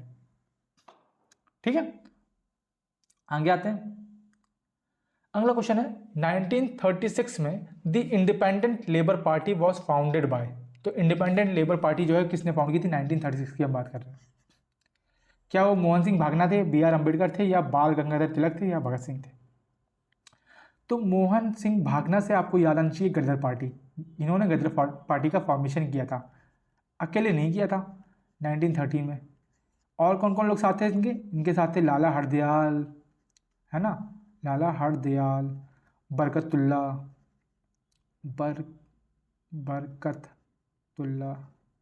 और भाई परमानंद। ये सब ने मिलकर जो है गदर पार्टी का फॉर्मेशन किया था 1930 में। मोहन सिंह भागना भी उसके एक फाउंडिंग मेंबर थे।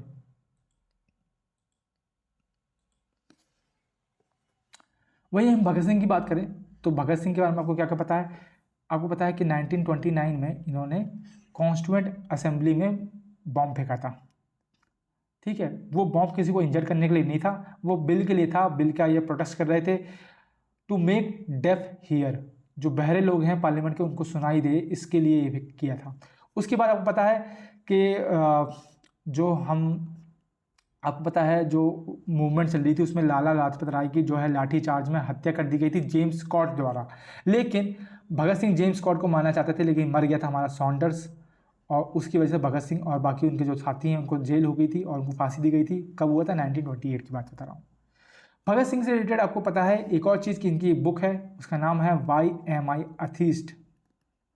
ये इनकी बुक है, ये भी पूछा जाता है, तो ये चीज़ भी आपको पता होनी चाहिए। और आपको पता है भगत सिंह जो है HSRA से एसोसिएटेड है, हिंदुस्तान रिपब्लिकन एसोसिएशन। एस से क्या है? एस से क्या है वो, एस से मैं नाम एकदम से मैं एस का फुल फॉर्म मैं भूल रहा हूँ। ठीक है, तो कोई बात नहीं, याद आएगा तो बताऊँगा। बाल गंगाधर तिलक की बात करते हैं तो इनको बोला था फादर ऑफ इंडिया अनरेस्ट। किसने बोला था? कौन था वो पागल? वो पागल था चिरोल। चिरोल ने बोला था बीजी तिलक या बाल गंगाधर तिलक को कि वो फादर ऑफ इंडियन अनरेस्ट है। ठीक है, इन्होंने ही होम रूल लीग की स्थापना की थी। होम रूल लीग की कब? 1916 में लीग किसने? बाल गंगाधर तिलक ने। साथ साथ 1890 में इन्होंने गणपति और वो जो शिवाजी फेस्टिवल है गणपति, उसकी मतलब कि नींव रखी थी। उसके बाद जो है हम गणपति और शिवाजी फेस्टिवल को और सेलिब्रेट करने लगे थे। ठीक है, कौन सा? Ganpati and Shivaji festival. ठीक है, और इनकी कुछ किताबें हैं वो आपको पता होनी चाहिए, जैसे कि इन्होंने लिखी हैं गीता रहस्य, आर्किटेक्ट होम टू वेदास, और दो इनके जर्नल्स हैं, मराठा जो इंग्लिश लैंग्वेज में और केसरी जो मराठी लैंग्वेज में। ठीक है, केसरी, तो ये दो इनके जर्नल्स हैं। तो इसका आंसर क्या हो जाएगा? सब कुछ तो मैंने बता दिया, आंसर नहीं बताया, तो इसका आंसर हो जाएगा बी आर अम्बेडकर। ठीक है, तो बी आर अम्बेडकर वो इंसान थे जिन्होंने 1936 में इंडिपेंडेंट लेबर पार्टी का गठन किया था। और थोड़ी हम बात कर लेते हैं बी आर अम्बेडकर की। ये इनकी फ़ोटो लगा रखी है ताकि आपको जो है फ़ोटो भी याद रहे। वैसे तो सब जानते हैं इनको। ये ड्राफ्टिंग कमेटी के प्रेसिडेंट थे जिन्होंने कॉन्स्टिट्यूशन का गठन किया, कमेटी। ठीक है, 1927 में इन्होंने एक महासत्याग्रह जो पब्लिक टैंक को यूज़ ना करने देने के ऊपर था, वो लीड किया था सत्याग्रह। और 1927 में इन्होंने एक पार्टी तो नहीं बोलूँगा, एक ऑर्गेनाइजेशन बनाई थी जिसको हम बोलते हैं समता सैनिक दल। समता सैनिक दल इसी ईयर बनाया था। ठीक है, 1930 में इन्होंने टेम्पल एंट्री मूवमेंट स्टार्ट किया था। कालाराम नासिक में जो टेम्पल है, ठीक है। और अगर हम बात करें फेडरेशन की तो इन्होंने एक शेड्यूल कास्ट फेडरेशन का गठन किया। कब? 1942 में। और एक बहिष्कृत हितकर्णी सभा भी इन्होंने गठन करी। कब? 1924 में। और हमें इनकी कुछ बुक पता होनी चाहिए, जैसे कि बुद्धा यानी धम्मा, बुद्धा एंड हिज धम्मा, ये इनकी आखिरी बुक थी। मतलब मेरे ख्याल से कंप्लीट नहीं हो पाई थी, इनकी डेथ हो गई थी फिर, मतलब कि कंप्लीट या ऐसा कुछ है, मतलब लास्ट बुक थी इनकी। ठीक है, और इनकी ऑटोबायोग्राफी है वेटिंग फॉर द वीज़ा। ठीक है, और इनकी और कंपोजिशन है जैसे कि बहिष्कृत भारत, ये इनकी ही कंपोजिशन है। और मूक नायक भी इन्हीं की है, मूक नायक। तो ये कुछ चीज़ें आपको पता होनी चाहिए। ठीक है, I hope SSC point of view से मैंने इनके बारे में बहुत सी इन्फॉर्मेशन दे दी है। इसके बाहर क्वेश्चन ज़्यादातर नहीं पूछा जाता है, तो ये चीज़ आपको ध्यान रखनी है, ये चीज़ आपको याद करनी है। कुछ पॉइंट अगर आपको नहीं पता है तो आप लिख लीजिए, पर ये इतने पॉइंट आपको पता होने ही चाहिए। ठीक है, जो पूछता ही पूछता है। आगे आते हैं, which of the following is not a tributary of Ganga? Ganga की सहायक नदी कौन सी नहीं है? यमुना, गंगा, कोसी, लोहित। आपको पता है लोहित जो है वो किसकी है? वो ब्रह्मपुत्र की है। ठीक है, और आपको कुछ चीज़ें पता होनी चाहिए गंगा में, जैसे कि इसकी लेंथ कितनी है? इसकी लेंथ है 25 किलोमीटर, मैंने ऐसे याद कर रखा है। और ये आपको पता होना चाहिए लॉन्गेस्ट रिवर है भारत की, लॉन्गेस्ट रिवर ऑफ इंडिया। ठीक है, अच्छा, इसको नेशनल रिवर का दर्जा कब मिला था, नेशनल रिवर कब डिक्लेयर किया गया था गंगा को, ये आप मुझे बताएंगे। और ये कितने स्टेट से पास होती है, कितने स्टेट से पास होती है, 5 स्टेट से, उनके नाम पता होनी चाहिए आपको, लिख देता हूँ मैं। यूपी, उत्तराखंड, बिहार, जम्मू एंड कश्मीर और वेस्ट बंगाल। ठीक, और एक चीज़ और पता होनी चाहिए, ये तो पता ही है सबको, लेकिन मैं फिर भी बता देता हूँ कि भाई साहब आपको पता है कि गंगा का पानी कभी ख़राब नहीं होता, इसलिए लोग जो है बोतल में भर के घर में रख लेते हैं, सदियों तक चलता रहता है। ठीक है, तो उसका रीज़न क्या है, तो उसका रीज़न है भैया वो पानी क्यों नहीं ख़राब होता, ड्यू टू बैक्टीरियोफेज वायरस। ये जो वायरस है ये गंगा नदी के पानी में पाया जाता है और किसी नदी के पानी में नहीं मिलता है। यही हेल्प करता है उस पानी को लॉन्ग टर्म खराब ना होने देने में, ये चीज़ आपको पता होनी चाहिए। ठीक है, ऑल क्लियर।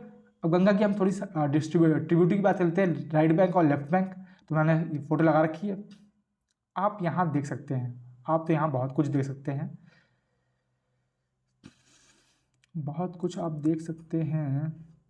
जैसे कि आप देख सकते हैं कि भाई देखो गंगा पे गोमती पे लखनऊ है ना, पटना गंडक पे है, वाराणसी जो है वो सोन पे है, इलाहाबाद कानपुर, ये सब जो है रिवर के ऊपर है। लेकिन मैं ज़्यादा लंबा नहीं करूँगा इसको लेक्चर को, मैं यहाँ पे आपको क्या बता रहा हूँ, मैं आपको बता रहा हूँ यहाँ पे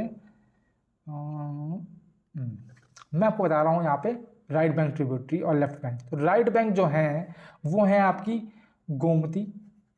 गोमती, घाघरा, गंडक और कोसी, ये राइट बैंक है। 3 लेफ्ट बैंक है, लेफ्ट बैंक कौन सी है, 3 है लेफ्ट बैंक। एक तो यमुना, सोन कहाँ है यहाँ पे, पुनपुन कहाँ है, पुनपुन यहाँ पे है नहीं, पुनपुन मार्क कर लीजिए, पुनपुन यहीं पे लगा लीजिए, पटना यहीं पे है, ये पुनपुन है, पुन ये भी आपकी लेफ्ट बैंक ट्रिब्यूटरी है गंगा की। तो ये 7 नदियों के नाम आपको याद होने चाहिए related to Ganga river system. ठीक है, ब्रह्मपुत्र की भी दे रखी है यहाँ पे, लेकिन हमें सिर्फ गंगा से मतलब है आज। और यमुना की तो पता है, चंबल आपको पता है, चंबल बैडलैंड टोपोग्राफी के लिए फेमस है, क्योंकि यहाँ पर रिवाइंस क्रिएट होते हैं, है ना। आपको पता है चंबल तो वैसे ही डाकू के लिए फेमस है। क्यों फेमस है, क्योंकि भैया वो ज़मीन उपजाऊ नहीं है ना, बीच में उसमें कंकड़ पत्थर सब कुछ है, मतलब तो उसी को बैडलैंड टोपोग्राफी बोलते हैं, रिवाइंस क्रिएट होता है, इसलिए वहाँ पर वो जो एरिया था वो डाकू के लिए बहुत ही फायदेमंद था, समझ रहे हो। तो ये चीज़ है, ठीक है। चलो ये सब डिस्कस क्या कर रहे हैं हम, कहाँ पहुँच गए, आगे जाते हैं। The most common rainfall measurement is the total rainfall depth during a given period which is express in, किस में हम नापते हैं, kilo pascal, millimetre, hectopascal, millibar. तो पास्कल और मिलीबार तो आपको पता है किसके होते हैं, ये होते हैं प्रेशर के, पास्कल भी प्रेशर का है, पास्कल भी प्रेशर, बार भी प्रेशर का, तो एक ही ऑप्शन बचा मिलीमीटर। हम बारिश को जो है उसकी डेप्थ को मिलीमीटर में नापते हैं, ये चीज़ आपको पता होनी चाहिए। अब बारिश के बारे में भी आपको कुछ चीज़ पता होनी चाहिए, बता देता हूँ मैं यहाँ पे। बारिश एक तरह का प्रेसिपिटेशन है, टाइप ऑफ प्रेसिपिटेशन टाइप है, ठीक है। अब तो बारिश जो है आपने देखा होगा 2 तरह की होती है, एक बिग साइज में गिरती है और एक स्मॉल साइज में गिरती है, लेकिन वो फ्रोजन होती है, ठीक है। प्रेसिपिटेशन की बात कर रहा हूँ मैं, फ्रोजन, ठीक है। जो बड़े बड़े साइज में गिरती है, ओले हम जिसे बोलते हैं उसको हेल बोलते हैं, और छोटे साइज में जो फ्रोजन होती है उसको हम स्लेट बोलते हैं, ठीक है। अगर हम रेनफॉल की बात करें तो रेनफॉल हमारी जो है वो 3 तरह की होती है, 3 तरह की रेनफॉल होती है। एक को हम बोलते हैं कन्वेंशनल रेनफॉल, ओरोग्राफिक रेनफॉल, और एक को हम बोलते हैं साइक्लोनिक रेनफॉल। अब फर्क क्या है, जो कन्वेंशनल रेनफॉल होती है ये बेसिकली आपकी तब होती है जब सरफेस जो है अर्थ का वो हीटअप होता है, तो उसकी वजह से जो बारिश होती है उसको कन्वेंशनल बोलते हैं। ओरोग्राफिक जो माउंटेन की वजह से बारिश होती है उसको हम ओरोग्राफिक बोलते हैं। आपको पता है जैसे ये माउंटेन है, ये अगर जैसे बादल है, सपोज बादल है, यहीं पे बारिश होगी तो इस एरिया को बोलते हैं हम विंडवर्ड साइड, और आपको पता है इसके बाद इधर सूखा रह गया, इधर बारिश हुई नहीं, तो इसको हम बोलते हैं लीवर्ड साइड माउंटेन की, ठीक है। साइक्लोनिक रेनफॉल जो है वो साइक्लोन की वजह से होती है, ठीक है। और इसमें यहाँ पे जो है एक स्पेशल तरह के क्लाउड्स फॉर्मेशन होते हैं जिसको हम बोलते हैं क्यूमुलोनिम्बस क्लाउड। क्यूमुलोनिम्बस क्लाउड जो है वो साइक्लोनिक रेनफॉल की वजह से होते हैं, फॉर्म होते हैं क्लाउड्स। तो आई होप ये भी चीज़ आपको याद हो गई होगी, ठीक है। आगे चलते हैं। काटी बिहू मैंने फोटो लगा रखी है, कहाँ पे सेलिब्रेट होती है? पहली बात तो जितने बिहू जो है वो 3 तरह की होती हैं और वो असम में सेलिब्रेट होती हैं। आपसे पूछा गया कि काटी बिहू वो कब सेलिब्रेट होती है, तो आपको इसका उत्तर तो पता होना चाहिए। काटी बिहू जो है वो अक्टूबर में सेलिब्रेट की जाती है। अब हम 3 तरह की होती है वो भी देख लेते हैं, तो उसमें सब कुछ कवर हो जाएगा।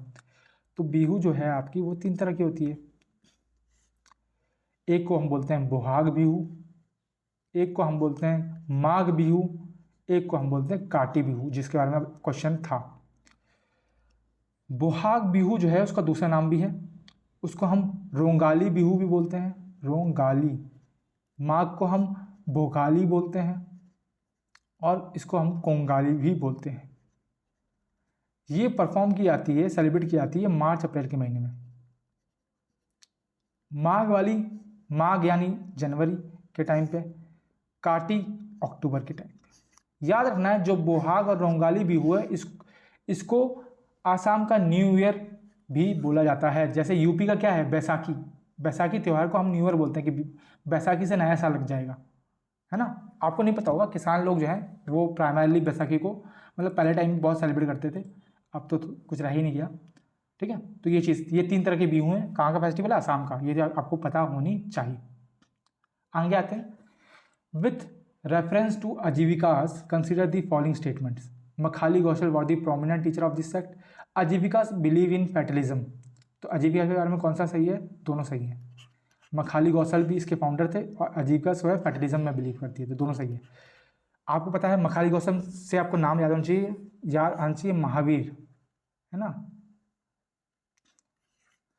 आपको पता है महावीर और मखाली कौशल साथ में निकले थे जब उन्होंने ग्रह त्यागा था, और ये 6 साल साथ रहे। 6 साल सब साथ रहे, उसके बाद जो है मखाली कौशल ने आजीविका सेक्ट का निर्माण किया और महावीर अपने अलग रास्ते पे निकल गए और आगे चल के ये जैनिज्म का मतलब कि जैनिज्म के वो सरमन्स देते हैं। अब ये सेकंड स्टेटमेंट देखिए, आजीविका बिलीव इन फैटलिज्म। फैटलिज्म क्या होता है? फैटलिज्म का मतलब है भाग्य के भरोसे, कि जो हम करेंगे, जो होने वाला है वो ऑलरेडी डिसाइडेड है। इन लोग ये जो बिलीव करता है वो आजीविका सेक्ट वाले का बिलीव करते हैं, यानी कि डेस्टिनी पे बिलीव। और जो महावीर जैनिज्म थे ये आपको पता है कि सोल पे बिलीव नहीं करते थे, ये सोल पे बिलीव करते थे। कंफ्यूज कर दिया, चलो बता दूंगा मैं बाद में, अभी याद नहीं आ रहा एकदम से। अगर आपको किसी को याद आ रहा है तो कमेंट सेक्शन में बता सकते हैं। और आपने एक राजा के बारे में सुना होगा जिन्होंने पेट्रोनाइज किया था आजीविकास को, पेट्रोनाइज आजीविकास को, तो कौन थे वो? एक ही राजा के बारे में जानते हैं थ्रू आउट द हिस्ट्री, वो थे हमारे बिंदुसार, जिन्होंने पैटर्नाइज किया था आजीविकास को। तो ये 2 चीज़ें आपको आजीविकास के बारे में पता होनी चाहिए, ठीक है। आगे आते हैं। Being the president of Indian National Congress, who among the following had complete called for the complete independence from British Raj in 1927 का जो सत्र हुआ था उसमें। तो फर्स्ट प्रेसिडेंट रह चुके हैं इंडियन नेशनल कांग्रेस, कौन है ये हमारे जवाहरलाल नेहरू। सिंपल सा क्वेश्चन था। अब सुभाष चंद्र बोस के बारे में हम ऑलरेडी बहुत सारी बातें देख चुके हैं, गांधी जी के बारे में देख चुके हैं, वल्लभ भाई पटेल के बारे में हम नहीं जानते और नेहरू के बारे में नहीं। तो मैं दोनों के बारे में आपको थोड़ी थोड़ी बातें बताता हूँ। जैसे कि नेहरू जी की कुछ बुक्स हैं, जैसे letters from a father to daughter, from a father to his daughter, ये इन्हीं की बुक है। एन ऑटोबायोग्राफी, ये भी इन्हीं की बुक है। और डिस्कवरी ऑफ इंडिया, जिसके बारे में सबको पता होगा, ये भी नेहरू जी की ही बुक थी। इनको चाचा नेहरू जानते थे, चाचा नेहरू बुलाते थे, चाचा नेहरू, ये तो आपको पता ही होगा। आज जेब में गुलाब रहता था। ये हमारे पहले फर्स्ट पीएम थे और इनके टाइम पे ही फर्स्ट, सेकंड और थर्ड 5 ईयर प्लान आए थे, मतलब कि यही उस टाइम पे पीएम थे जब फर्स्ट, सेकंड और थर्ड 5 ईयर प्लान आए थे। साथ साथ union minister for external affairs का जो डिपार्टमेंट है वो उन्होंने संभाल रखा था। Union minister for external affair का डिपार्टमेंट जो है इन्होंने संभाल रखा था। और एक चीज़ बतानी चाहिए, इनको भारत रत्न से भी सम्मानित किया जा चुका है। कब? 1955 में। ठीक है, इतनी चीज़ें आपको जवाहरलाल नेहरू के बारे में पता होनी चाहिए। अब हमारे बचे वल्लभ भाई पटेल, सरदार वल्लभ भाई पटेल। और इनका पता है, इनका नाम नहीं है सरदार वल्लभ भाई पटेल। सरदार जो है इनको टाइटल मिला था, उसकी बात मैं बताऊंगा आपको। वल्लभ भाई पटेल, ठीक है। तो इनके बारे में हम क्या जानते हैं? पहली चीज़ हम जानते हैं कि इनको आयरन मैन ऑफ इंडिया बोलते हैं, आयरन मैन ऑफ इंडिया। और गांधी जी से इनकी मुलाकात हुई थी बरदौली सत्याग्रह में। जब ये बरदौली सत्याग्रह कर रहे थे और गांधी जी खेड़ा सत्याग्रह में थे, तब इनकी पहली बार गांधी जी से मुलाकात हुई थी। पहली मीटिंग इनकी वही थी।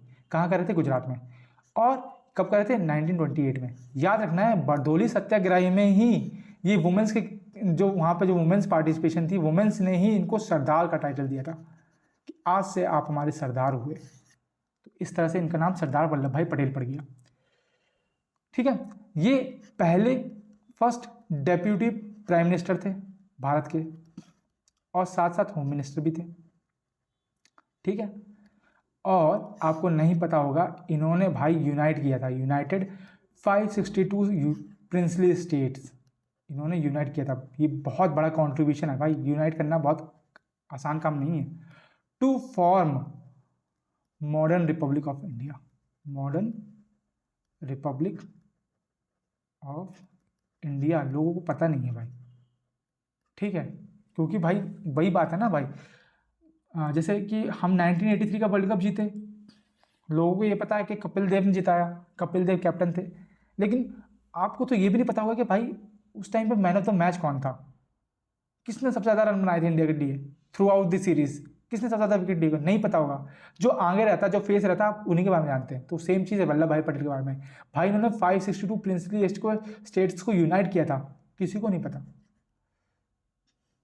ठीक है, और इसीलिए स्टैचू ऑफ यूनिटी जो है इन्हीं के नाम पे है। स्टैचू ऑफ यूनिटी जो है इन्हीं की, मतलब ये गुजरात में है। आपने देखा होगा इन्हीं का स्टैचू बना रखा है। कितना?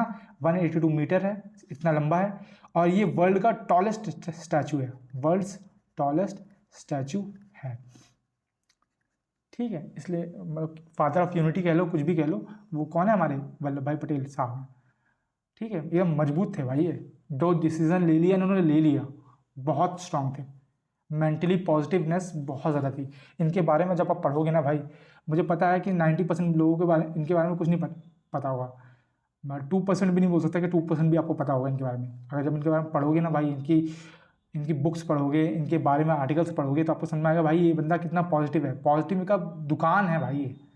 ठीक है, चलो फिर कभी डिस्कस करेंगे। अभी तो ये हमारा जो सिर्फ ये चल रहा है PYQ सीरीज़, इसमें हम डिस्कस नहीं करेंगे।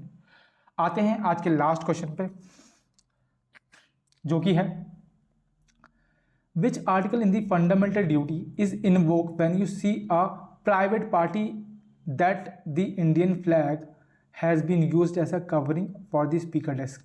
तो इंडियन फ्लैग का जो है वो आपने मतलब कि सम्मान नहीं किया। ये किस फंडामेंटल राइट बोलता है कि भाई सम्मान करो?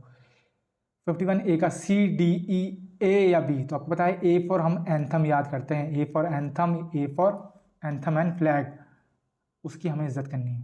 तो A जो है 51A जो है ये आपका इंडियन फ्लैग से एसोसिएटेड है।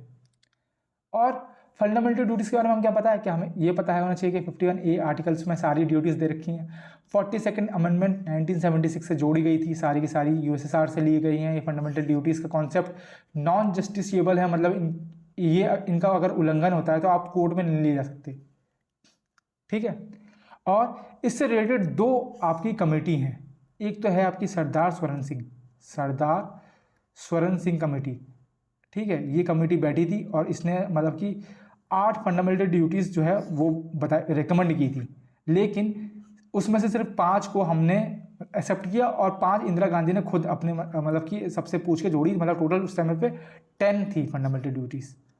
ठीक है, 8 में से जो ऐड नहीं हुई, मतलब 3 ऐड नहीं हुई, तो उसमें से था मतलब कि भैया हर किसी को टैक्स भरना है, टैक्स भरना कंपलसरी है, ऐसी ऐसी ड्यूटीज़ थी, तो वो मतलब कि नहीं ऐड की गई। ठीक है, और एक और कमेटी एसोसिएटेड है इनसे, वो है आपकी वर्मा कमेटी। ठीक है, वर्मा कमेटी, ये भी आपको बताऊँ चीज़, इसके बारे में हम ऑलरेडी देख चुके हैं। ठीक है, अब देखो 10 थी, लेकिन अभी कितनी है, अभी फिलहाल में 11 है। ठीक है, आप देख सकते हैं यहाँ पे ये आपकी ए है, ये B C D E F G H I J, K यहाँ पे भी नहीं है, के मैं यहाँ लिखता हूँ, के आपकी 11वीं वाली है, 11th, जो ऐड हुई थी 86th अमेंडमेंट 2002 से। ठीक है, मैं बताऊंगा क्या है। ए से हम 51A, ठीक है, का ए पार्ट, ए से हम कैसे याद करते हैं, ए से हम याद करते हैं एंथम और नेशनल फ्लैग की आपको इज्जत करनी है, रिस्पेक्ट करनी है। बी से हम याद करते हैं भगत सिंह और बापू, यानी कि नोबल आइडियल्स को फॉलो करना है। सी से हम याद करते हैं, सी कितना होता है, 1 2 3, तो 3 से हम याद करते हैं सॉवरेनिटी, इंटीग्रिटी और यूनिटी, इनको प्रोटेक्ट करना है। डी से defend the country and render national service when call upon to do so. ई का मतलब 5 है, 5 यानी मुट्ठी यानी कि ब्रदरहुड, कॉमन ब्रदरहुड की बात करते हैं। साथ साथ इसमें एक चीज़ और याद रखनी है, तो ये है to renounce practices derogatory to the dignity of women. F से फोर्ट यानी किला यानी कि हेरिटेज को प्रोटेक्ट करना है। जी यानी ग्रीनरी यानी कि इन्वायरमेंट।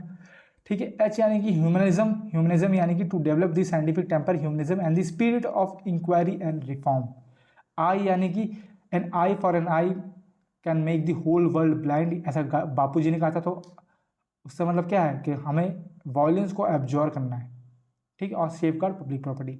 जे से हम याद करते हैं जडेजा, जो कि फील्डिंग, बैटिंग और बॉलिंग सब बखूबी करते हैं, तो मतलब हर फील्ड में वो मस्त हैं। तो to strive toward excellence in all spheres of individual and collective activity. के से हम याद करते हैं कि के से बोलते हैं कि जो गार्डियन है ना, उनको ड्यूटी दी गई है 6 से 14 साल के बच्चे को जो है कंपलसरी एजुकेशन प्रोवाइड करनी है, ऐसा बोला गया है। तो ये किससे ऐड की गई थी, ये ऐड की गई थी आपकी 86 अमेंडमेंट 2002 से। तो ये आपकी 11 फंडामेंटल ड्यूटीज़ हैं जो कि नॉन जस्टिसेबल हैं। अगर कोई उल्लंघन करता है तो उसके लिए आप कोर्ट नहीं जा सकते, उसके लिए सरकार आपको जेल में नहीं डाल सकती है। जैसे कि आपको याद होगा, गलती से अक्षय कुमार ने भारत का झंडा जो है वो उल्टा पकड़ लिया था और वो नेशनल टेलीविजन पे आ गया था, तो कुछ टाइम बाद जो है अक्षय कुमार को उस चीज़ के लिए माफ़ी मांगनी पड़ी थी। तो वो क्या है, वो फंडामेंटल ड्यूटी है कि आपने नेशनल एंथम की इज्जत मतलब खराब करी, पर उसके लिए कोर्ट नहीं जा सकते, उसके लिए जेल में नहीं डाला जा सकता। तो उसने माफ़ी मांगी, मतलब समझाया कि गलती से हुआ ये चीज़, तो वो चीज़ है, तो वो है फंडामेंटल ड्यूटीज़। आई होप आपको सब चीज़ समझ में आई होगी। आज का सेशन आपको बहुत ही बेहद ही पसंद आया होगा, क्योंकि मुझे भी इंजॉय आया। मेरी भी थ्रू आउट दी सेशन जो है एनर्जी बहुत ही हाई रही है, पीक पे रही है, तो मुझे भी मज़ा आया ये सेशन करके। तो आई होप आपने इन्जॉय किया होगा। ऐसे ही हमारे सारे सेशंस के साथ आप जुड़े रहिएगा, बिल्कुल हम आगे भी वीडियो लाते रहेंगे। अभी भी हमारी बहुत सी शिफ्ट के क्वेश्चंस जो हैं वो पेंडिंग हैं। तो मिलते हैं अगले वीडियो में, तब तक के लिए राधे राधे सभी को। ठीक है, खुश रहिए, मस्त रहिए, बिंदास रहिए। ठीक है, मिलते हैं, राधे राधे।